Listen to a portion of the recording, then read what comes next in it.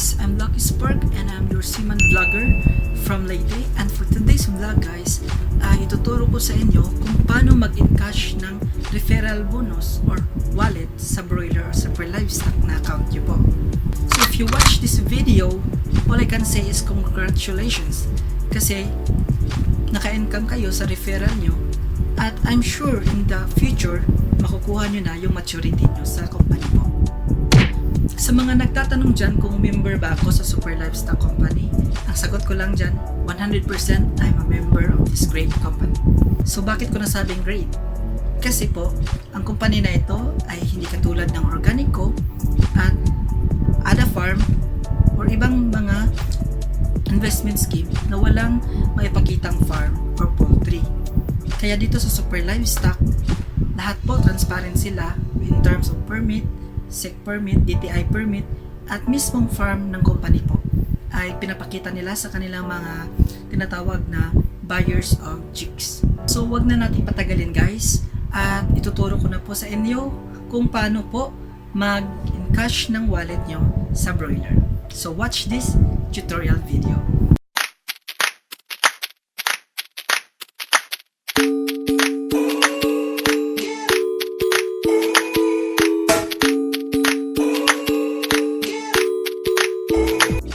So ito po, ituturo ko po sa inyo kung paano mag-encash ng wallet nyo sa Superlivestock Company. So una po, pumuntahan nyo yung website ng Superlivestock.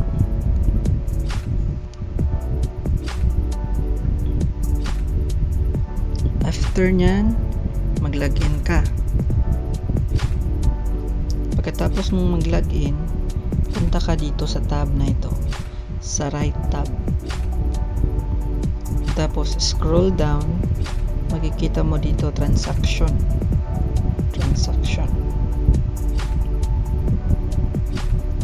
Pagka-click mo ng transaction, meron ka dito makikita na encash wallet. Dito sa encash wallet, ito yung mga nagpapa-encash sa kanilang mga bonus o sa mga referral bonuses. While dito sa encash maturity, ito yung mga nag-mature na yung mga binili nila. Nag-mature na in 60 days. So, kasi yung ituturo natin ngayon ay encash wallet. So, dito tayo sa referral bonus. So, i-click natin yung encash wallet. So, makikita natin dito yung direct indirect summary. So, meron ako dito 1,210. At manonotice nyo walang lumabas na form para ma-encash nyo. Kasi yung company every Friday lang nagpapa-process ng encashment for referral bonuses. So pag Friday nyo pinprocess ito, pag Friday kayo nag-click dito sa application natin, automatic nalalabas dito yung referral. So ano yung nandun sa referral? So isasabi ko, before kayo mag-encash ng wallet nyo, dapat ay i-update nyo po dito yung bank account nyo. So i-update nyo yan, dapat kung ano nakasulat sa name, yung bank account number, at kung saan branch, at kung anong bangko, ay dapat tama po para walang problema sa pag-encash o pag-process. So after nyan, isasabi ko sa inyo kung paano. Ito na, encash wallet. So nakikita nyo dito, you don't have minimum balance to encash. Kasi nga, nag-process na ako ng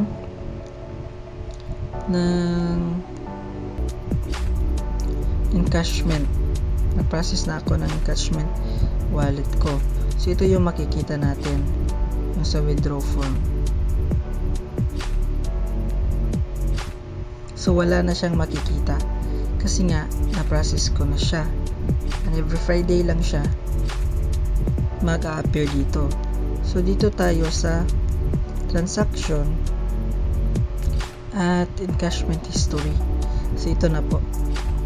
Yung sa form na yon, sa yung encashment form, makikita nyo doon kung anong bangko, anong klase yung pagkuha mo, encashment bank ba, at kung ilan yung amount na pwede mo makuha. Minimum nila is 1,000. So kaya ito sa akin nakalagay na dito for status is being processed.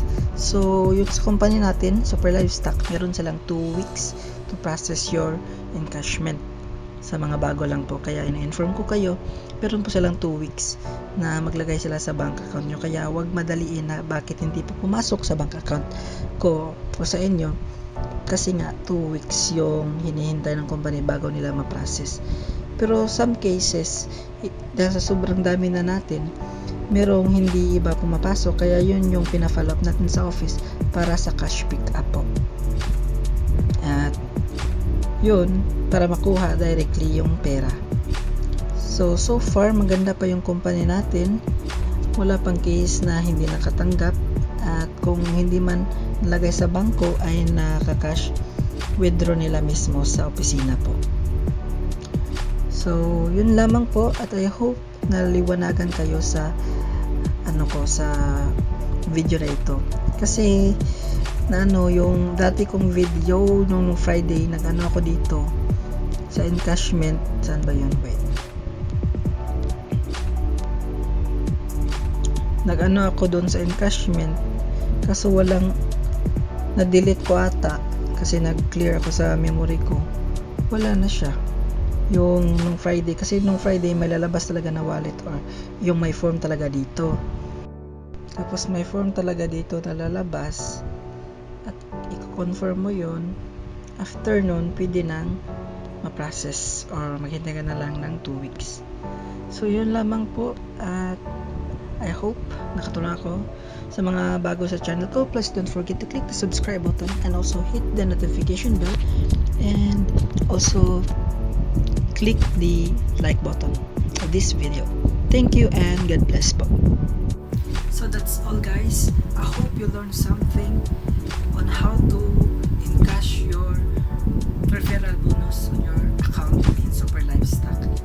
I hope nakatulong ako, at sa mga bago sa channel ko, don't forget to click the subscribe button at i-click yung like button ng channel ko po. At maraming salamat, and if you have any suggestion on what vlogs should I do in my channel, please leave a comment down below, and let's see if I can make it. So thank you and bye bye.